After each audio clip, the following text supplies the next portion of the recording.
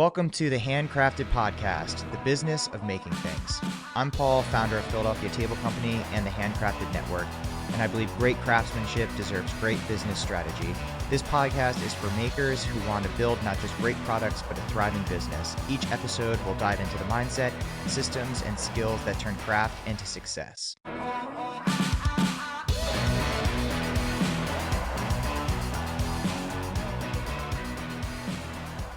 All right, guys, welcome back to the Handcrafted Podcast.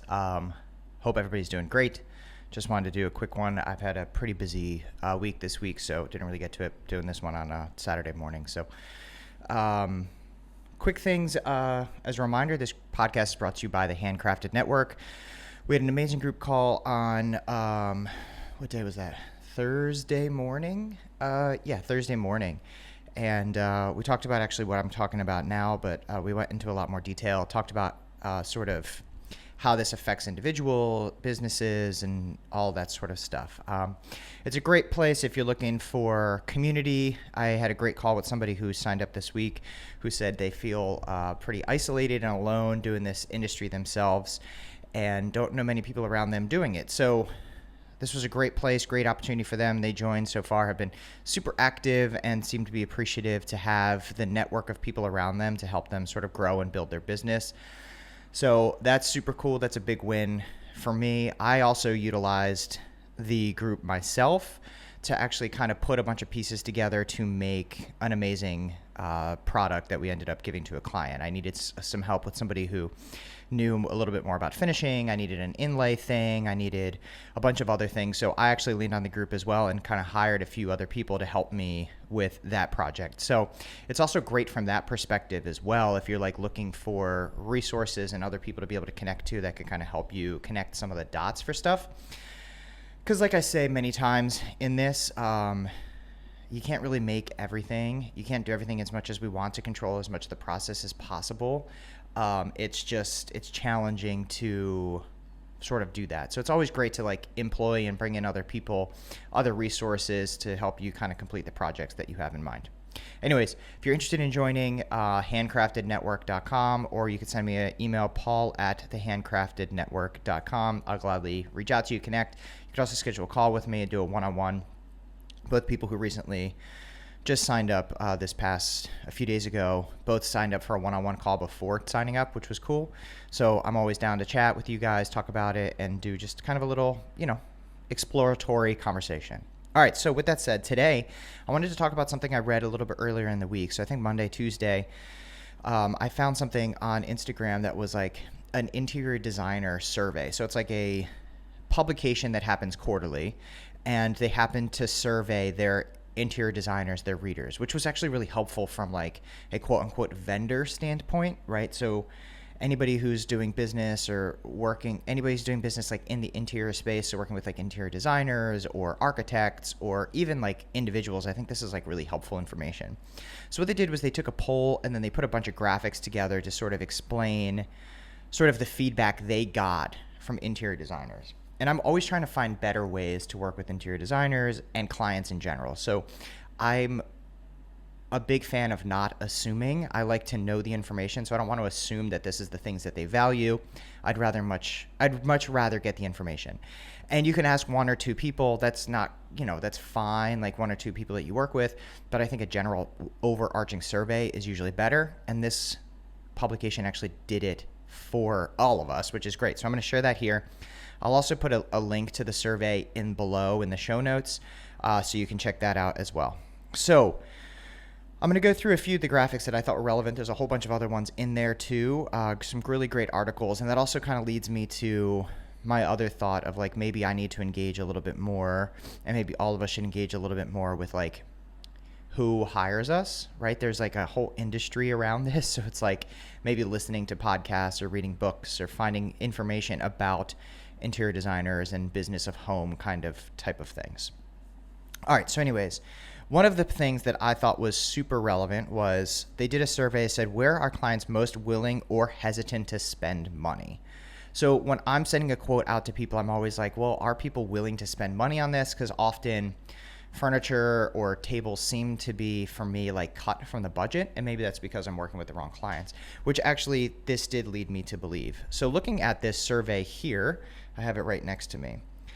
83% of clients are willing to spend money on kitchens. So, and only 1% are hesitant. So what does that mean? That means if you make kitchen cabinets, if you make anything, you do stone countertops, you do other things that are sort of in the kitchen world, kitchen space, you're already set up for success. So it's not a matter of convincing them to get your thing or work with to purchase cabinets, more like why your company. The other thing, 62% on bathrooms. So great place we operate in this world a little bit too, is we do a bunch of custom vanities. So if people are willing to spend, or maybe you do custom hand tiles, maybe you do other things, faucets or fixtures or mirrors, like find something that's kind of in that bathroom space. 62% and only 3% resistant and hesitant. The one that really got me actually was 48% are willing to spend on furniture and only 8% are hesitant. So what does that show? That, to me, that was like the main thing to take away from me, because we're a furniture maker, obviously. So again, it's not about convincing people to get furniture. It's not about convincing people to buy a table or chairs or whatever. It's about convincing them to work with you. So when you change all of your marketing and focus on that sort of thing, where it's like why, it goes back to the conversation we had last week, the podcast I said last week, which was like the why versus why not kind of thing. So I think that exercise becomes ever more relevant. So going through and looking at the things that people actually are hesitant to spend money on is art and collectibles. So that's a tough one. So I know a lot of you guys are artists and makers and things. So art and collectibles is where people are hesitant. So what you're going to really need to be doing, and to me, it's not that it's like a bummer, but it's more that where you need to spend your time in marketing is like you need to spend your time on convincing people that what you're doing is worth sort of quote unquote the investment, or worth it. It's going to make the space more beautiful. This is a one-of-one. This is uniquely for you, et cetera, et cetera. The other things that people were very hesitant on are sustainability upgrades. So for me, this was like kind of a little bit of a gut punch in a way, right? A lot of us are advertising sustainability and, eco-friendly and all of that sort of stuff. But like, honestly, like I'm going to keep doing it because we care about it, but I'm just not going to lean into it from like a marketing perspective. I'm not going to be leading with eco-friendly products and all that sort of stuff. Just people just seem to not really care that much about that. So I thought that was one interesting diagram. Another interesting diagram is, how do you prefer vendor meetings to take place? So each one of us as vendors, and I talk about this often in the group, is like cold outreach. So like finding ways to connect with these interior designers. The thing I love about interior designers, and again, this also I think is relevant to homeowners too, but the thing I love about interior designers is it's like repeat business. I don't need to keep finding people over and over again. Hopefully the interior designer continually comes back and gives us more work, etc. So as long as we're impressing them. So where do they prefer to meet? They prefer us actually to go to their office, which is kind of annoying, but I think it's helpful in the fact that it's like set up. It just gives us information. It gives me information to say, instead of being like, hey, why don't you guys come stop by?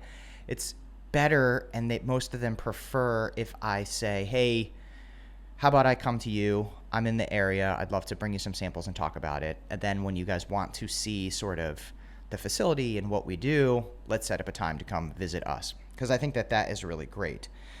In their showroom, and then is 30%, 10% is at events, 7% is coffee, and 3% is virtual.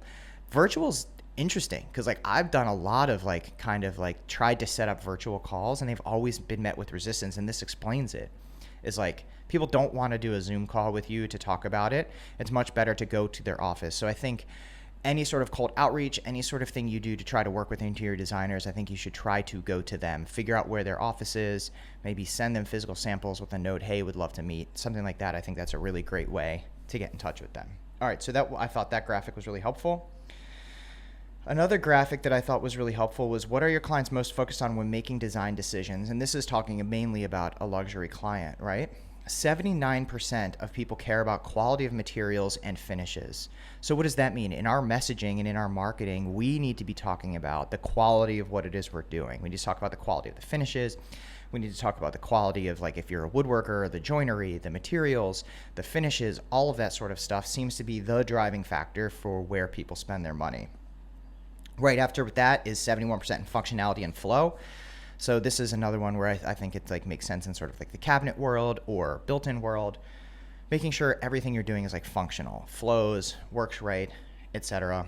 And lowest on the list, which is kind of disheartening, and there's a whole bunch of other things here you'll be able to look at, is 13% is sustainability. So again, same thing. It's like the marketing needs to shift. Like, people unfortunately just don't care about it. I mean, like I said, that's kind of a bummer for me because I'm a environmentalist and outdoorsman at heart, but I thought that that was just kind of pretty relevant and important sort of like metric there that's sort of like talking about, I don't know, what they value. If they don't value it, why market it? Why spend the time on it? Why share that messaging? All right, so the last graphic I have is, what is the single most valuable service a vendor could offer to improve your workflow? All right, we'll start at the bottom. The bottom, number 2% of people, sustainability, material transparency. Apparently they don't give a crap about this. It's horrible. I mean, it's kind of a bummer, but it's true. So again, I'm going to keep emphasizing it. Maybe take marketing away from that. What 28% of them do care about, which is actually the biggest metric here, is live inventory and lead time visibility. So if you're working with interior designers and probably even homeowners too, I would think what they care most about is like lead time. How long is this thing going to take to make? Yeah, it's important to say, and I always say, like, use your lead time as sort of like a perk in a way. But if you're working with an interior designer, they're trying to meet deadlines. They're trying to get stuff into a house by a certain time. It's important to be realistic with them. It's important to give them like lead time visibility. And that's something that I know we as a company, when I showed this to my team, we're like, oh wow, this is something we need to really double down on and figure out how we can, our lead times have been just kind of wacky lately. So just making sure we double down on this to offer the best sort of service and the best sort of product. So if our lead time is off, that's a reason for them to not be coming with us, not working with us anymore. Some of the other things that they care about, 15%, is enhanced trade support rep. So like having somebody who is like specifically responsible for that. Only 10% care about faster sample turnarounds, which is good. I kind of really hate that sort of stuff. Dedicated trade support rep, 17%. Like, they don't really care a ton about that. And then also actually even lower than the sustainability thing is 1% install white glove coordination. Designers usually have their own sort of install teams, so that makes sense to me that they don't really care about that a ton. So offering that as a service isn't really a huge perk. So going through this, it's like, what are the perks you can offer if you do like a design trade program, which we've been kind of debating. And like, to me, more of the design trade program thing might be more revolved around sort of like lead time stuff, how fast we can do it. And actually, only one of the other things that design training programs usually do is give discounts. And for here, that's actually only 4% care about that. So it's not a huge bonus for them here. What really matters more is about the live inventory and lead time stuff. All right, guys, I hope this was helpful. I'm going to share a link to this whole graphic down below in the show notes so you can take a look at it. You could dive into it. I think it's really a really helpful resource for those of you guys who work with interior designers. And I think it also opens the door a little bit into like what sort of homeowners also like and respect, right? Because interior designers are only just working with homeowners at the end. All right, guys, have a good one. Again, if you're interested in joining the community, send me an email or go to thehandcraftednetwork.com. Hope everyone does great. Please like, subscribe, share, all that sort of stuff. It's been really great watching this podcast grow. All right, guys. Peace.